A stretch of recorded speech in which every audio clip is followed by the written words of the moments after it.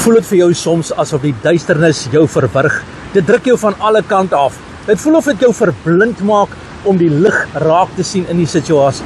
God se woord vandag vir jou sê, ek sien die nag waardeur jy gaan.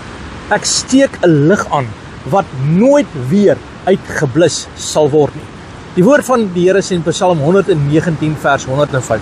U woord is 'n lamp vir my voet, 'n lig vir my pad. Johannes 1 vers 5 in die Engels sê, the light shines on the darkness and the darkness has never overpowered it. Dit is die woord vandag. Die duisternis gaan nie wen nie. Glo dit vandag. Wanneer jy dit glo, dan word God se lig jou pad.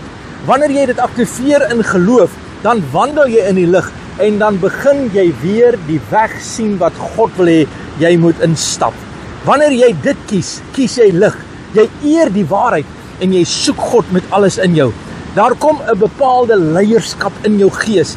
Dit wat sê, ek dra lig selfs wanneer ek blind is, selfs wanneer die wêreld donker is. Ek dra 'n lig wat ewig is in my binneste. Dis God se lig. Vader, in Jesus naam, ek bid vir jou vandag, dat die Here vandag jou sal dra, dat sy lig jou sal lig en verlig in Jesus naam. Amen. En God bless.